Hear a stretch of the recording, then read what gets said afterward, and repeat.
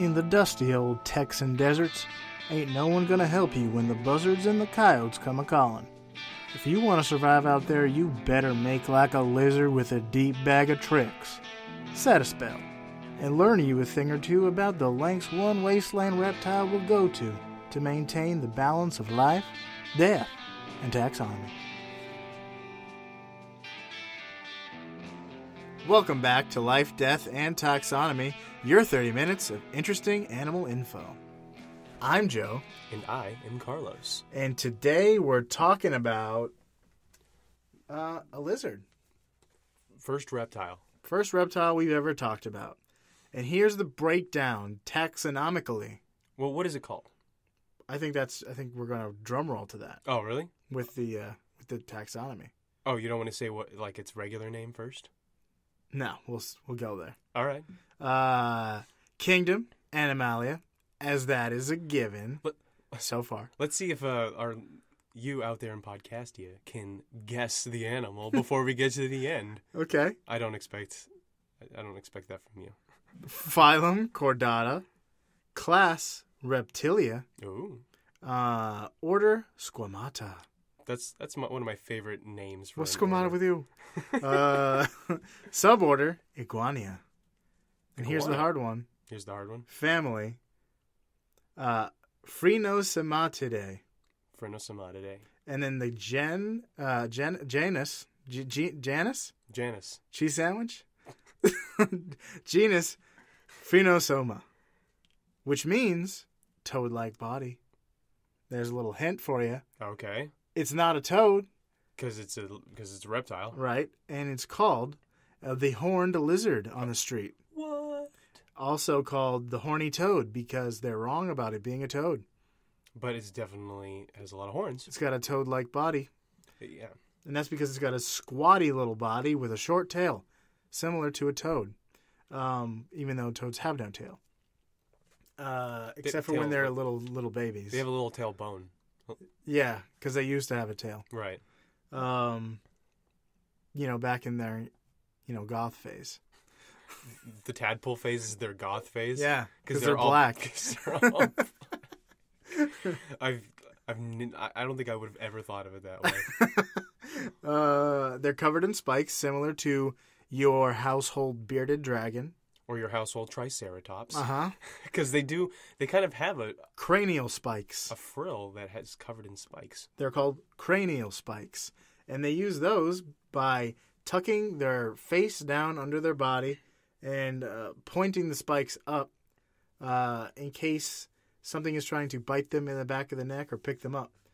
So it's a defense mechanism, as spikes normally are. They have a lot of defense mechanisms. Yeah. They can dig they have like little side spikes, around the sides of their belly. Like Spike from Land Before Time? Yeah, so like little mute animals that are, I think, stegosauruses when they're full grown. I don't know what that guy is. No, stegosauruses have the spinal ones. He's pretty much got nothing going for him. He's a spike tail. That's his name in the movie.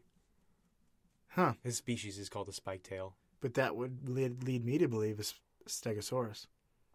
Also, Stegosauruses are supposed to be stupid.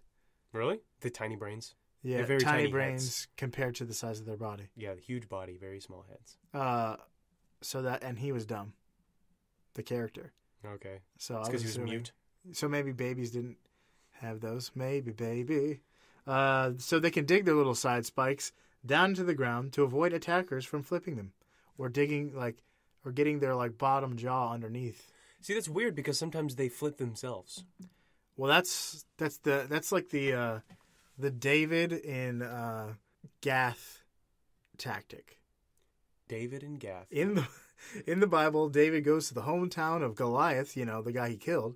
When he hangs out with the Philistines for 20 years? Yeah, he goes there and then he's like, dang, these guys are going to kill me. But he's like, I'm going to act crazy. It's bad luck to kill crazy people.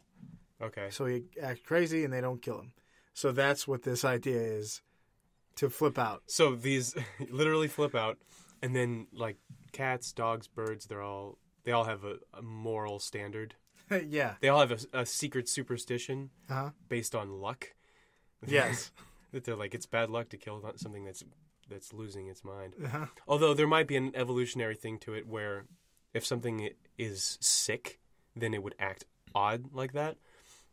And then the predator would say, okay, I'm not going to eat the thing that's sick because then I'm going to get sick. Yeah. So I'm only going to eat things that are acting normal or injured. True. We talked about that with the bowerbird, that colorful plumage is an indication that that's a healthy bird. So when you're mating with another bird, as birds are wont to do. Yeah. You want that nice, like, good plumage. So you're like, I don't want my kids to be sickly and weird. Mm-hmm. So it's same thing when you want to eat something. Right. If that thing is going crazy, like rabies, you can tell when something has rabies when it's acting crazy. Mm-hmm. Like when they're staying up too late. Or they're or too early, in the case of nocturnal animals. Or they still have a cable. They still have what? Cable. I don't know, I was thinking something crazy. Oh, I see. If you still have cable, you have rabies because you're paying too much money. Get Netflix. You have the internet. So they do have, and it seems like they have specialized defense mechanisms depending on what they're fighting.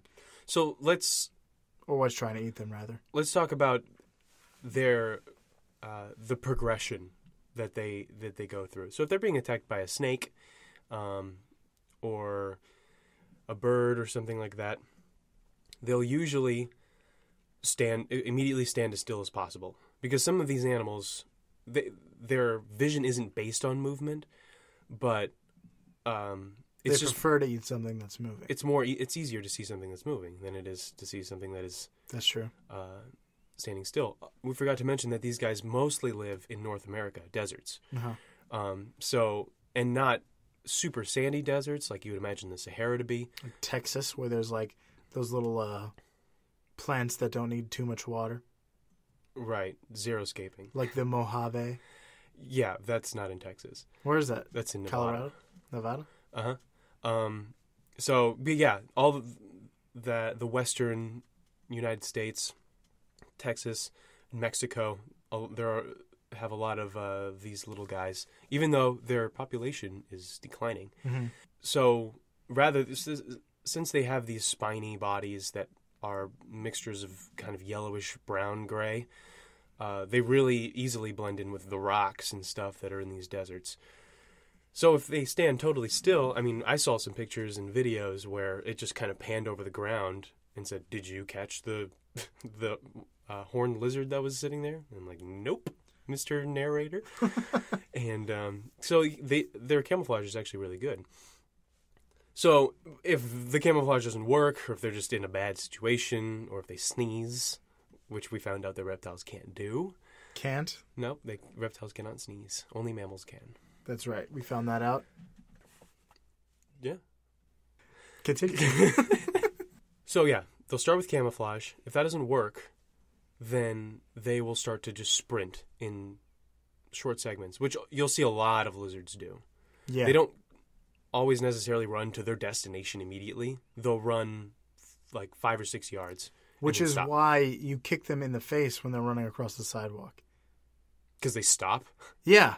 I was walking with somebody at work. We were going to Starbucks.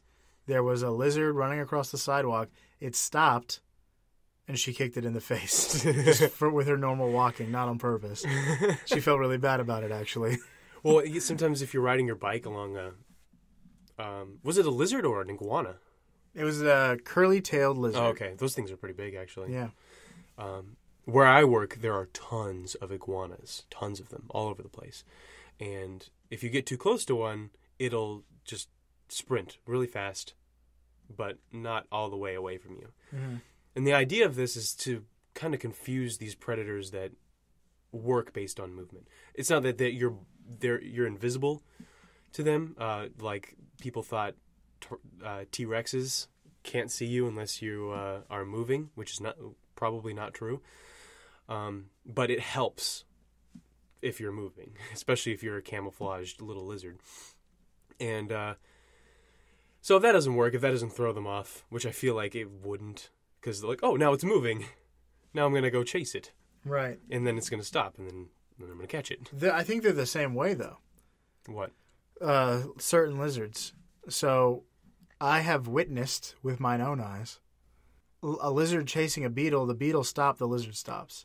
It happens all the time. You see small lizards.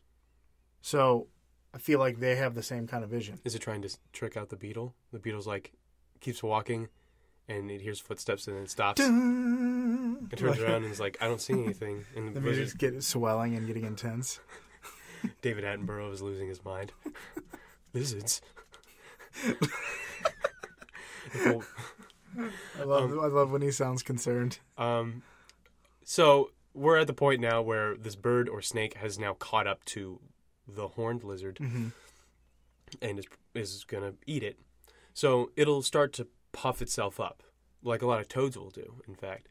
And this makes the spikes... Does that mean it'll say, like, it'll talk a big game? Yeah. Puff itself. It'll be like, you know who I am? I'm a horned lizard. I deserve respect. What, are you chasing me? Do you have Grow up. Do you have any idea what I can do? So yeah, it'll puff itself.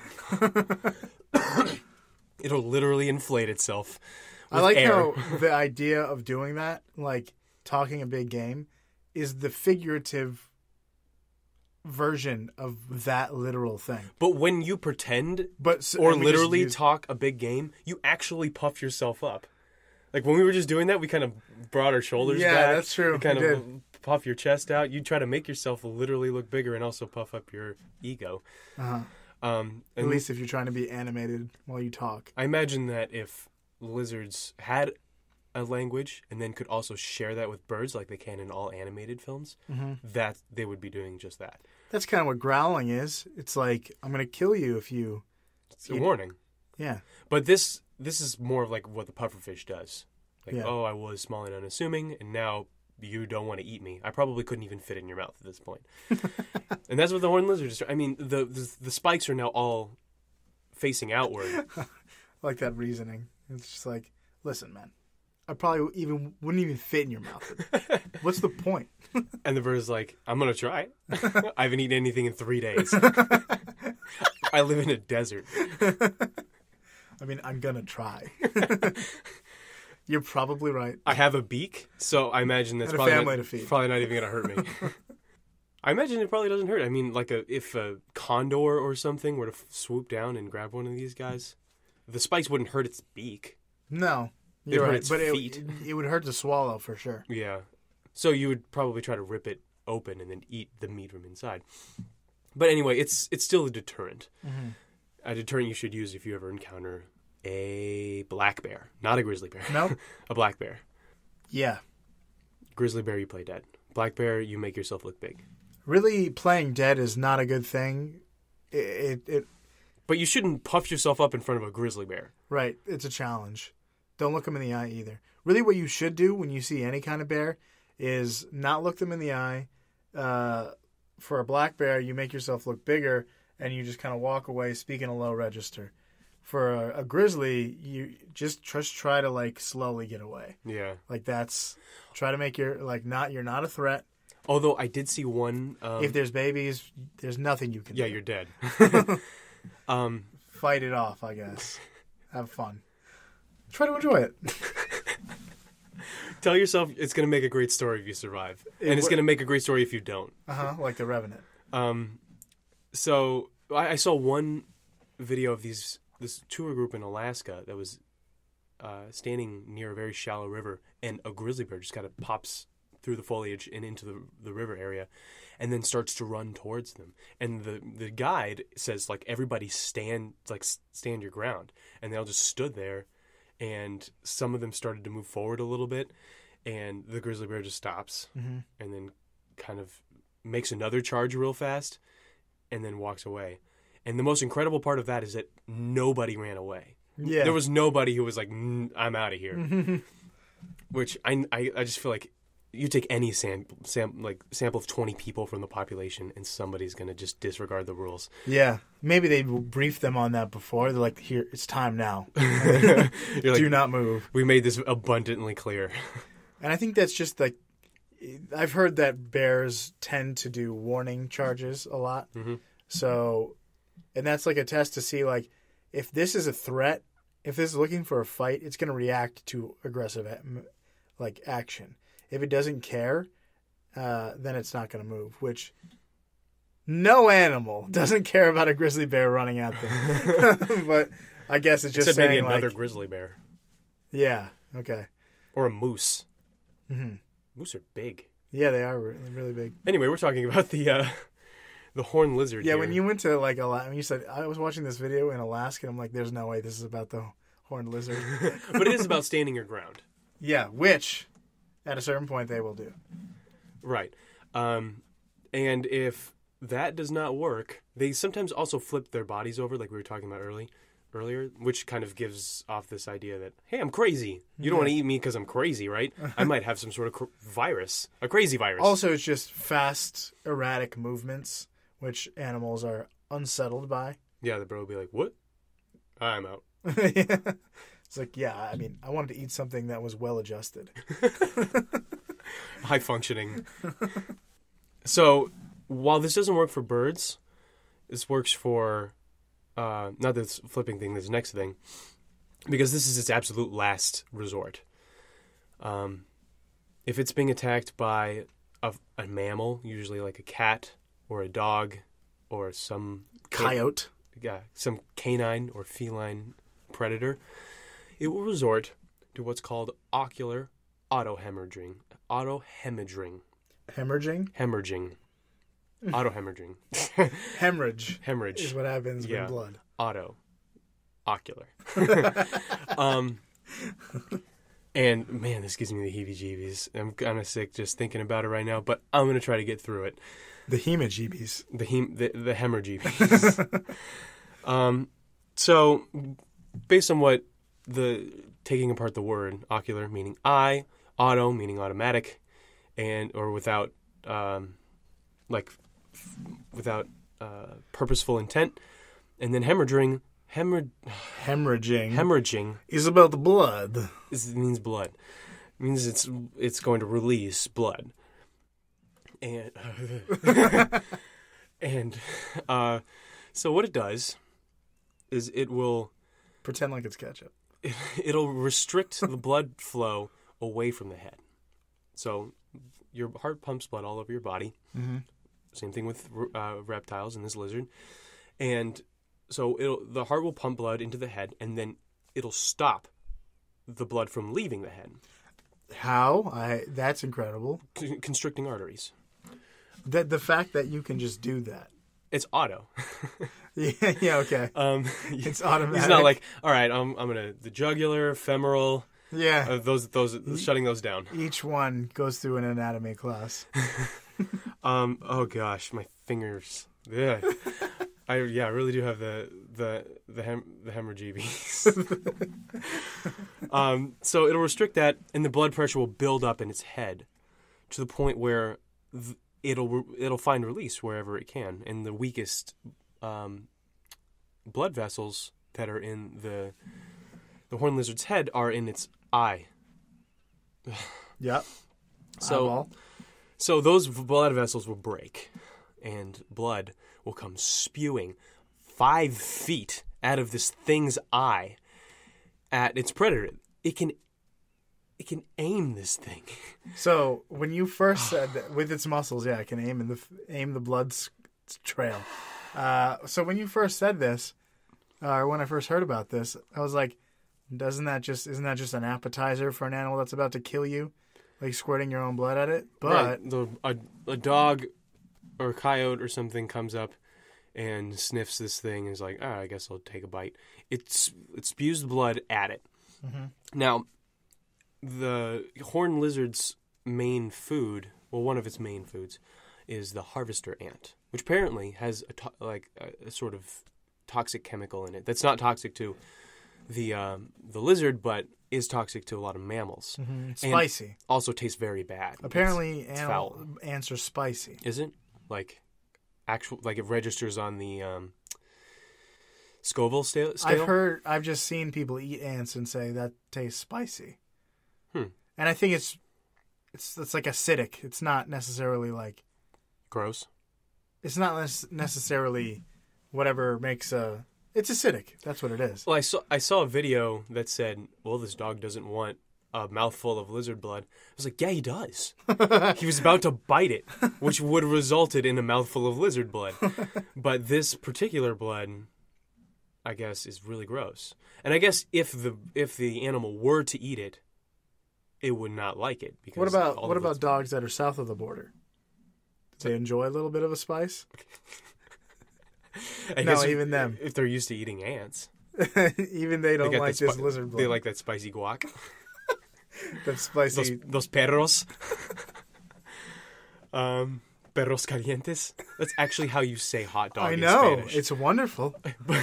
It's it still translates to hot dog even though no dog is in it that we know of. Yeah. I could go for a perro caliente right now. Ahora. So yeah, that's really the most interesting part about this lizard. And a lot of reptiles and amphibians will puff themselves up. Some of them have spikes, like an iguana has spikes. In fact, it's from the suborder Iguania, so they're related.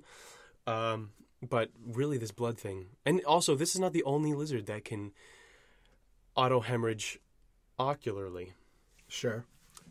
But this is the one that does it the best. 5 feet, though. That's really far. That's a lot of blood pressure building up in this thing's head in order for it to spit that far. Gross. Ugh, that is really gross. I'll be happy when we're done talking about this guy. So, yeah, it can aim it, meaning that I guess you could assume that it can see during this. If you watch it, its whole eye turns red. The blood fills its whole eye, and then it looks like it's spewing out of its pupil. When really it's coming out of its... the side. The closest to the nose. I forgot what that's called. That little, that's the little squishy pink thing? Yeah, there are a lot of blood vessels there. The tear duct? Something like that. Is it the tear duct? Yeah, there's an official name for it, like a more biological name for it. But yeah, that's where this squamata guy shoots out blood. Is the squamata for something that squirts things? Is that idea? Yeah, sure. I'm going to throw up. So if that's all we've got on the horned lizard, if you thought that guy was cool, or if you thought it was super gross like I did, you can tell us about it on Facebook at facebook.com/LD Taxonomy. And if you want to hear more episodes like this, you can subscribe to us on iTunes. That's the best way to listen to this. You can take our episodes on the go. And that's about it. Until next time, nothing is certain except life, death, and taxonomy. Remember.